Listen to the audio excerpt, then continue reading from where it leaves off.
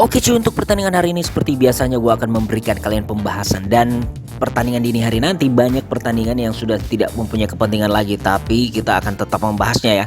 Salah satunya adalah di pertandingan pertama di mana Liverpool ini akan berhadapan dengan Napoli.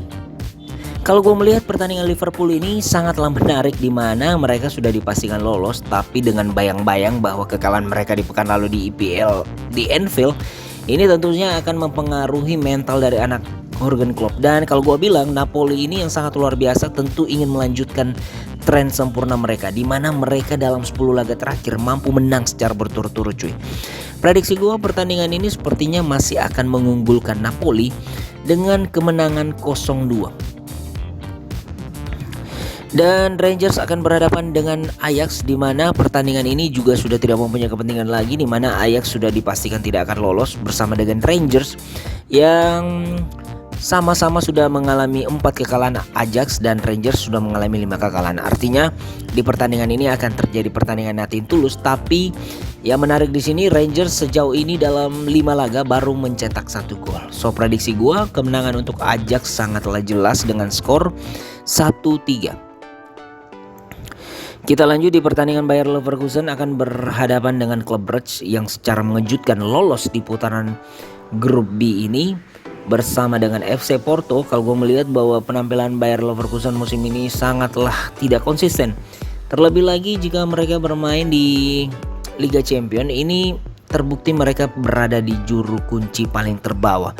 Dan melawan Club Brugge, di mana pekan pertama saja yang pertemuan pertama mereka juga harus dikandaskan oleh klub Belgia ini, prediksi gua Leverkusen masih akan mengalami kekalahan dengan skor 0-1.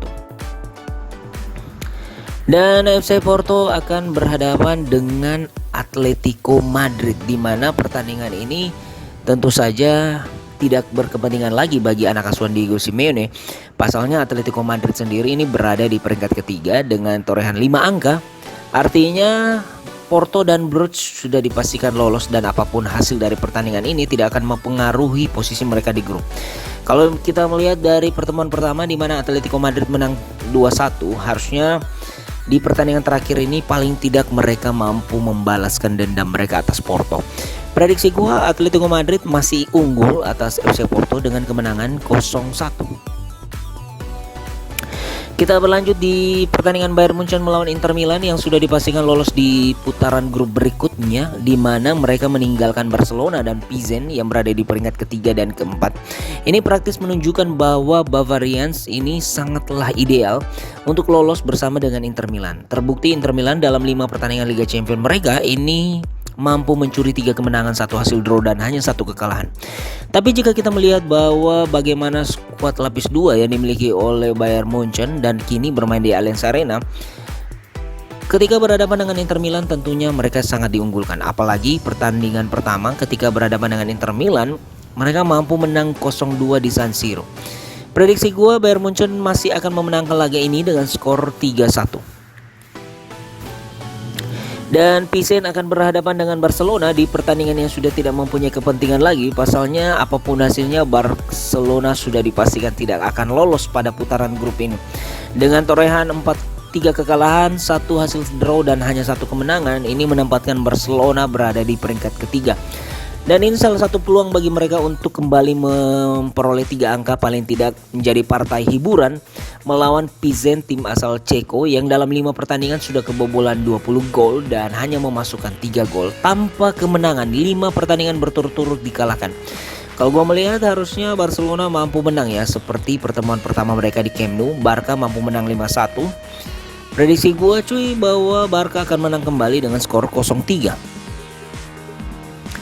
Dan Marseille akan berhadapan dengan Tottenham Hotspur. Di sini kita mampu melihat bahwa efek dari Alexis Sanchez ini akan mempengaruhi pertandingan pada dini hari nanti. Dan di grup D ini belum ada satupun tim yang memastikan diri lolos. Tottenham Hotspur, Sporting, Frankfurt maupun Marseille ini hanya berjarak 2 dan 1 angka. Artinya pertandingan ini wajib dimenangkan oleh setiap tim yang ingin memenangkan laga dan juga lolos pada putaran grup ini. Kalau gue melihat peluang yang dimiliki oleh Marseille maupun Tottenham ini sama-sama besar ya.